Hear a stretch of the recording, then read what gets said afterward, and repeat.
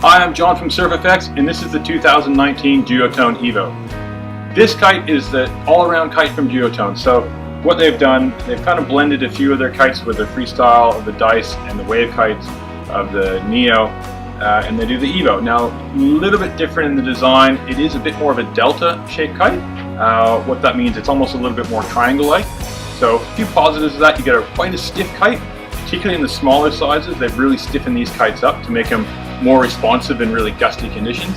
In lighter conditions, foil kind of weather, when you're using the bigger kites, they've got a lot more flex to them, so they can actually turn and get around the corner and perform a little bit better turning, because big kites, as everyone knows, are a little bit slower.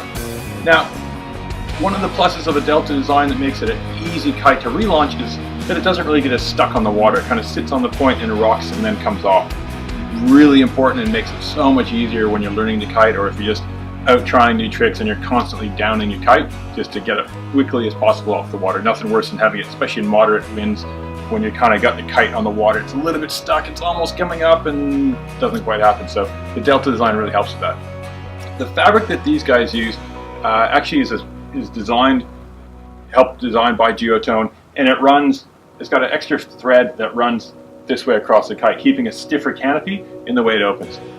That again, helping it in really, really gusty conditions, keeps it a lot more structure to it.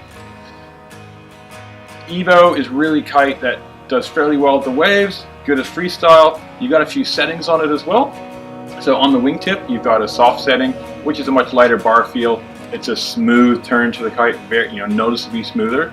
If you go to the other end of that, the hard setting, you've got a kite that's a lot heavier on the bar ends, but at the same time, you get a lot more input, a lot more happens on your input. So if you pull it a little bit, it'll really whip around. So it's a quicker turn.